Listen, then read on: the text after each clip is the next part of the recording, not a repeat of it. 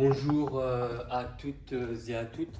Je vous retrouve pour une nouvelle capsule vidéo qui a un double objectif. Tout d'abord, faire quelques rappels mathématiques concernant la projection d'un vecteur et concernant les coordonnées d'un vecteur. Donc, nous verrons cela dans la partie de tableau qui est à droite. Et nous verrons dans un deuxième temps un exemple d'application de la projection des vecteurs dans le cadre de la deuxième loi de Newton, hein, donc un exemple d'application que nous étudierons. Alors commençons par faire quelques petits rappels mathématiques hein, concernant donc, les coordonnées d'un vecteur. Alors si on prend l'exemple d'un vecteur, par exemple un vecteur force F, d'accord, qui est représenté ici, hein, donc qui possède une certaine longueur. Il est toujours possible de dessiner, par exemple, comme il est fait au tableau, un triangle rectangle. Et donc, par rapport aux notions de mathématiques du collège, il y a, par rapport à un angle alpha, donc il est possible de définir ce qu'on appelle un côté opposé. Donc ça, c'est le côté opposé à l'angle alpha. Et puis ici, nous avons ce qui est appelé le côté adjacent à l'angle alpha. Donc vous reconnaissez bien un triangle rectangle. Alors, quelles sont les formules que nous avions appris au collège concernant la trigonométrie dans un triangle rectangle?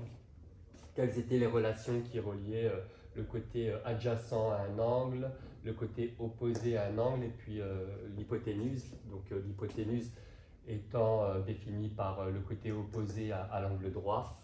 Alors il y avait cette relation-là. Donc le cosinus alpha, c'est égal au côté adjacent. Donc le cosinus de l'angle alpha, c'est égal au côté adjacent de l'angle alpha divisé par la longueur de l'hypoténuse. D'accord. Ensuite, on peut ainsi, en manipulant cette formule-là, on peut obtenir une expression du côté adjacent. Donc le côté adjacent, c'est égal à la longueur de l'hypoténuse, donc la longueur de l'hypoténuse multipliée par le cosinus de l'angle alpha. Donc c'est ce qui est écrit ici. Et puis nous allons donc traduire cette relation. Hein, côté adjacent est égal à la longueur de l'hypoténuse. Mais on voit ici que l'hypoténuse correspond à la longueur du vecteur force F. Donc la norme du vecteur force F que je note ici. Donc on voit que c'est la norme, la longueur du vecteur force F, donc multiplié par le cosinus alpha. Or, on a vu dans notre cours que la norme d'un vecteur en physique, eh bien, ça correspond à la valeur de la grandeur associée. Donc ici, la norme du vecteur force F, donc la longueur finalement du vecteur force F, c'est la valeur, par exemple, c'est la valeur de la force F en Newton. Donc je peux noter ici F fois le cosinus alpha. Et la valeur d'une force, ou une écriture similaire à la norme du vecteur force, on peut noter ça grand F, mais on ne met plus la flèche. Et donc on comprend ici que c'est la valeur de la force, grandeur définie positivement. Donc j'ai encadré cette relation car il faut la connaître par cœur. Donc en fait, à chaque fois qu'on aura un vecteur force ou un vecteur quelconque et qu'on cherchera la longueur, donc nous verrons dans l'application hein, tout à l'heure à côté, mais à chaque fois qu'on aura un vecteur par exemple et qu'on cherchera à connaître la longueur du côté adjacent, eh bien nous appliquerons directement cette formule-ci. D'accord? Nous ne la redémontrerons plus. Alors, deuxième formule à connaître. Alors, on va réaliser la démonstration, mais ensuite on l'appliquera directement. Alors, si on s'intéresse toujours dans ce triangle rectangle, d'accord, dont l'hypoténuse est représentée par le vecteur force F, d'accord, eh bien, si on s'intéresse à la ligne trigonométrique sinus, on peut écrire le sinus alpha égale, donc le sinus de l'angle alpha, c'est égal à la longueur du côté opposé, divisé par la longueur définie par l'hypoténuse, ce qui donne finalement que, en fait, ce qui va nous intéresser, nous, et réellement, c'est l'expression du côté opposé. Hein. C'est ce qu'on va encadrer à la fin. Donc ça va donner en manipulant cette formule-là, le côté opposé est égal à la longueur de l'hypoténuse multipliée par le sinus alpha. Or, comme on vient de le dire il n'y a pas très longtemps, la longueur de l'hypoténuse, c'est la norme. C'est la norme, la longueur ou la norme, c'est équivalent. Hein. La norme, ça correspond. La norme d'un vecteur, c'est la longueur du vecteur, c'est la valeur de la grandeur physique associée. Donc, nous avons cette relation-là. Et donc, la norme d'une grandeur vectorielle en physique, ça correspond à la valeur de cette grandeur. Sinus alpha. Donc, F fois sinus alpha. Donc, relation à connaître par cœur. Donc, à chaque fois qu'on aura un vecteur qui sera représenté dans une situation physique et qu'on cherchera une expression de la longueur du côté opposé à l'angle, donc longueur du côté opposé à l'angle, nous pourrons appliquer directement cette formule. Alors, justement, voyons voir un exemple d'application. Donc, dans le cadre de l'application de la deuxième loi de Newton, il est possible d'utiliser la méthode graphique, donc en construisant les vecteurs un à un, mais aussi on peut résoudre les exercices faisant intervenir la deuxième loi de Newton. On peut résoudre ces exercices en projetant les vecteurs, dans un repère. Alors le sujet, il est mis en pièce jointe, hein, vous verrez dans les commentaires, hein, j'ai mis la situation physique en pièce jointe, vous pourrez l'étudier, mais je fais un bref récapitulatif. La situation, c'est qu'on a un skieur qui monte une pente enneigée, et ce skieur est tracté par une perche. Et donc, un bilan des forces, il y a dans la situation, il est indiqué que le skieur est soumis au poids P. Donc le poids P est toujours présent hein, pour tout objet sur Terre d'ailleurs. Donc le vecteur poids P qui est, je vous le rappelle, hein, un vecteur qui est à la verticale, hein, la verticale du lieu considéré. Aussi, petit rappel concernant ce qu'on appelle la réaction du support, hein, la réaction de la pente enneigée sur le skieur, donc la réaction normale. Hein. Alors l'adjectif normal, il est là pour rappeler que la réaction d'un support, c'est toujours perpendiculaire au support considéré. Bon, là, on a un support incliné, donc on a quand même la perpendicularité qui est représentée ici. La force de traction exercée par la perche.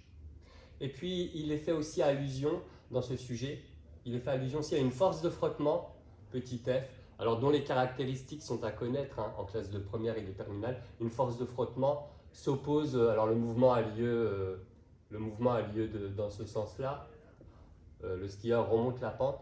Une force de frottement s'oppose toujours au déplacement, et au niveau de la direction, c'est toujours selon la direction du support. D'où la direction de ce vecteur force de frottement et le sens opposé au mouvement. Alors appliquons les résultats que nous avons démontrés précédemment hein, concernant les lignes trigonométriques. Alors voyons voir, il est aussi précisé dans ce sujet un repère. Donc le repère dans le sujet qui est défini donc, en pièce jointe, hein, je vous invite à regarder la pièce jointe, il y a un repère qui est fixé. D'accord ?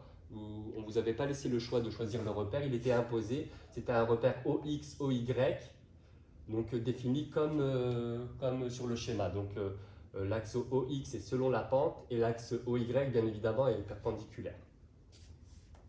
Alors, lorsqu'on a une situation comme celle-ci, d'accord, qui peut paraître plus ou moins complexe, il est toujours possible de se ramener à la situation qui est à droite. Donc, on appelle ça la mécanique du point d'ailleurs. Le skieur qui est représenté ici par ce personnage-là, on peut le réduire en un point matériel au niveau duquel est concentrée toute la masse du skieur. Et puis on a reporté les vecteurs, hein. Les différents vecteurs ont été reportés en respectant les inclinaisons. Hein. Donc les différents vecteurs ont été reportés au centre de masse et puis les différentes inclinaisons ont été respectées. On retrouve aussi dans cette modélisation, hein, on retrouve aussi le repère OX, OY, repère qu'on peut aussi déplacer si on souhaite, hein, par translation. Ce repère-là, on peut le déplacer aussi au niveau du point matériel, hein, avec l'origine ici O. C'est équivalent, c'est parfaitement équivalent. Alors, petite remarque, lorsqu'on va vouloir projeter, donc vous voyez ici, les structures sont préparées, et puis on va projeter chacun des vecteurs force, on va projeter les 4 vecteurs force au niveau du repère OX, OY. D'accord? Nous allons voir comment faire pour projeter ces 4 vecteurs force au niveau du repère OX, OY. Alors, nous verrons que nous allons avoir besoin, pour projeter le vecteur P, au niveau du repère OX, OY, donc OX, OY, nous allons avoir besoin de cet angle-là. D'accord? Alors, toutes les notions d'angle alterne, externe, angle correspondant vu au collège peuvent s'appliquer. D'accord? Je vous invite à vous rappeler de ces notions-là. En fait, on peut remarquer que l'angle défini par le vecteur P et puis l'axe des ordonnées OY, cet angle-là correspond à celui-ci en fait. C'est le même. Donc c'est l'angle alpha. Je vais noter ici angle alpha. Eh bien, allons-y, projetons chacun des vecteurs. Alors, on va commencer par projeter le vecteur réaction normale du support. Donc, le vecteur réaction normale du support, quelle est sa projection, quelles sont les coordonnées du vecteur réaction normale du support dans le repère OX, OY. Alors, on voit tout de suite que le vecteur réaction normale du support, ben, il est collinéaire, hein, il est collinéaire à l'axe des ordonnées, hein, OY, et d'ailleurs dans le même sens hein, que l'axe OY. Le vecteur réaction normale du support n'a pas de composante selon l'axe des abscisses, hein, donc ici il y a un angle droit, il n'y a pas de composante selon l'axe des abscisses, donc on va pouvoir noter une composante selon l'axe des abscisses qui vaut 0. Alors la composante selon l'axe OY du vecteur réaction normale du support, là, on voit que c'est cette composante-là qui correspond à la norme du vecteur réaction normale du support. Et donc, et c'est une coordonnée positive. On voit que la composante est dans le même sens que l'axe OY. Hein, vous voyez, la flèche est vers le haut. Donc, composante qui est dans le même sens que l'axe OY. Donc, ça va être plus. Et donc, cette valeur-là, la norme du vecteur Rn, qu'on note Rn sans la flèche. Alors vous voyez, je n'ai pas alourdi la notation en mettant une double barre et puis une flèche, mais sachez que ça correspond à la norme avec les doubles barres du vecteur Rn. Alors voyons voir la projection du vecteur suivant. Il s'agit de la projection du vecteur force de frottement qui est représenté ici, donc le vecteur force de frottement. Alors on constate que c'est un vecteur qui est collinéaire à l'axe OY. C'est un vecteur qui est collinéaire à l'axe OY, l'axe OX, désolé. Donc on voit que c'est un vecteur qui est collinéaire à l'axe OX, l'axe des abscisses. Alors collinéaire, mais dans un sens opposé. D'accord, la flèche est par ici, alors que l'axe OX est défini plutôt vers la droite. Alors en raisonnant de la même manière qu'on a pu le faire pour le vecteur réaction normale du support, si on cherche les coordonnées du vecteur force de frottement, on va constater qu'il n'y a pas de composante selon l'axe OY. D'accord, donc il n'y a pas de composante selon l'axe OY. La composante vaut 0. Et selon l'axe OX, donc il y a une composante qui vaut cette longueur-là, donc qui vaut la norme du vecteur F, force de frottement, mais cette fois-ci en négatif, hein, étant donné que le vecteur force de frottement est orienté dans un sens opposé par rapport auquel est défini le sens de l'axe OX. Donc on va noter cette fois-ci moins F. Sachant que la lettre petit f toute seule correspond à la norme, hein, je le rappelle, la norme du vecteur f, la longueur du vecteur f. Voyons voir pour la coordonnée suivante. Alors la coordonnée suivante, il s'agit de la force de traction exercée par la perche qui forme un angle bêta. Donc force de traction exercée par la perche qui forme un angle bêta par rapport à l'axe OX. Donc, je vous invite à réappliquer les résultats qu'on a définis précédemment. Alors, si on cherche la composante, si on cherche les coordonnées du vecteur force de traction, donc il y a une composante selon l'axe des abscisses ici. Donc, on va avoir une composante ici selon l'axe des abscisses, et puis on va avoir ici une composante selon l'axe des ordonnées. La composante selon l'axe des abscisses donc, va être positive. On voit que c'est cette longueur-là, donc définie comme cela. Donc ça va être une composante positive. Donc on va pouvoir mettre un plus. Et ça va correspondre à cette longueur ici. Donc par rapport à l'angle bêta, cette longueur ici que j'ai repérée par accolade, ça correspond donc au côté adjacent. Donc cette longueur-là correspond au côté adjacent de l'angle bêta. Et on a vu la formule hein, pour un côté adjacent par rapport à un angle. Hein. Donc on va appliquer cette formule, ça va faire plus.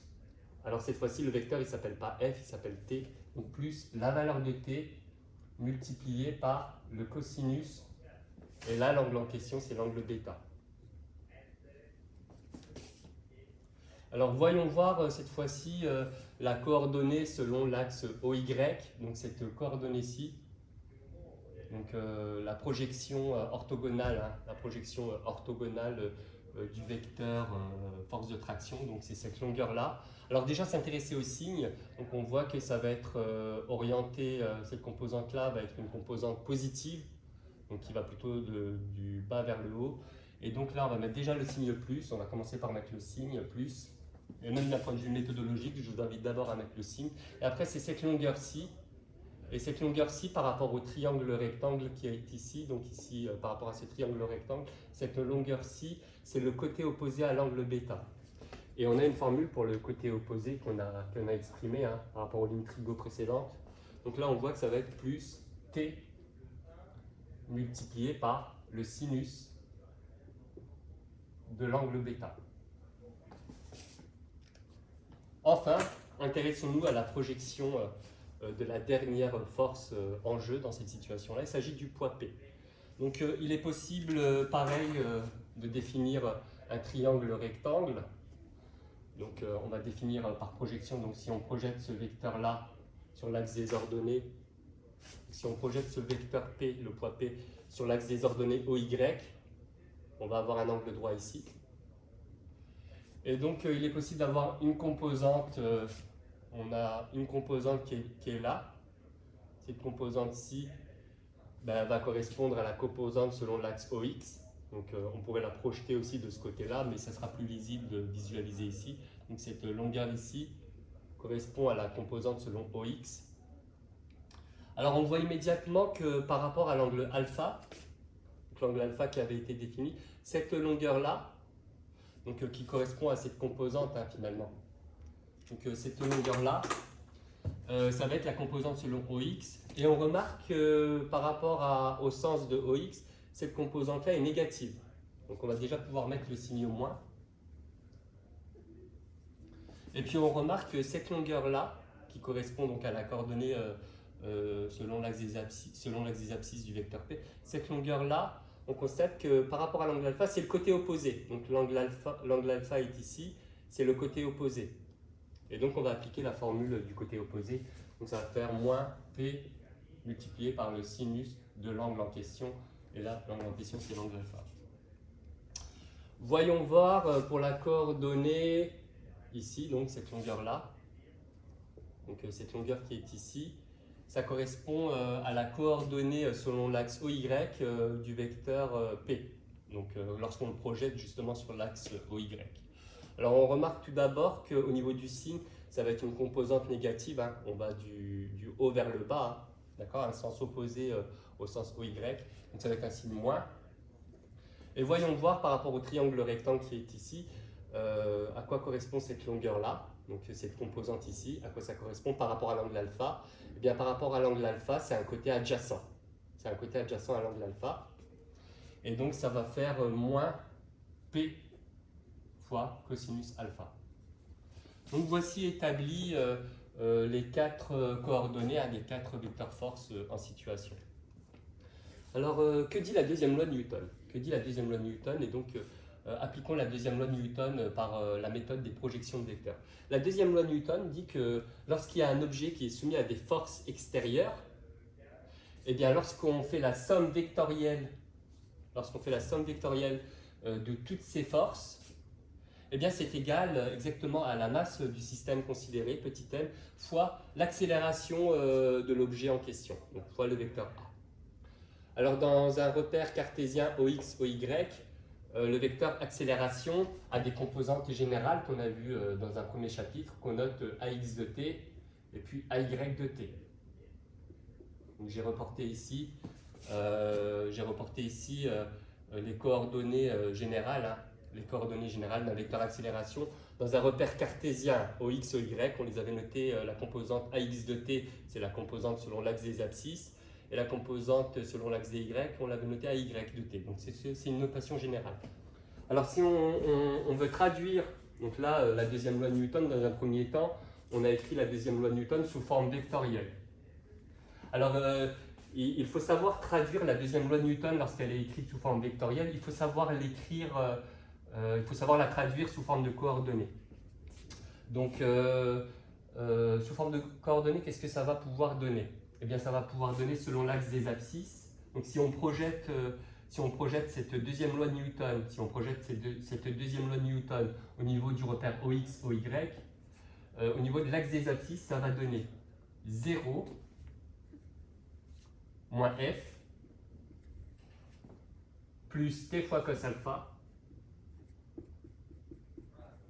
non plus t fois cos bêta plutôt, moins p fois sinus alpha est égal, donc ça c'est la somme des forces, c'est égal à la masse fois, alors selon l'axe des abscisses, à x de t. On va peut-être effacer un petit peu une petite partie. Est égal à la masse fois AX de t. D'accord? Je vais encadrer en rouge. Donc cette première relation donc, qui correspond à la projection de la deuxième loi de Newton. Donc ça correspond à la projection de la deuxième loi de Newton qui avait été écrite vectoriellement. D'accord? Donc ça c'est selon l'axe des abscisses. Donc c'est la projection de la deuxième loi de Newton selon l'axe des abscisses. Eh bien, projetons cette deuxième loi de Newton qui est écrite vectoriellement selon l'axe des ordonnées. Donc selon l'axe des ordonnées, ça va donner plus Rn plus 0 plus la valeur de t multipliée par le sinus bêta moins la valeur de p multipliée par le cos alpha. Donc là, on a la somme des forces qui a été projetée sur l'axe OY. Et la deuxième loi de Newton dit que c'est égal à la masse. La masse est une grandeur non vectorielle. Donc la masse multipliée par la projection du vecteur accélération sur l'axe OY, qu'on note AY de t. Alors je vais renoter ici AY de t. Voilà, je vais encadrer cette deuxième relation qui correspond donc à la projection de la deuxième loi de Newton sur l'axe OY. Et ensuite, une fois qu'on a ces deux relations, en remplaçant par les paramètres du sujet, on peut avoir accès à des inconnus. Voilà. Donc je vous invite fortement à revisualiser cette capsule vidéo, à vous approprier la méthode. Et donc, je reste disponible si vous avez des questions en commentaire. Et puis, n'hésitez pas à regarder aussi un coup d'œil au sujet qui se trouve à la première ligne du commentaire. Voilà. Je vous remercie bien de m'avoir suivi. On se retrouve dans d'autres prochaines capsules vidéo. Merci bien, au revoir.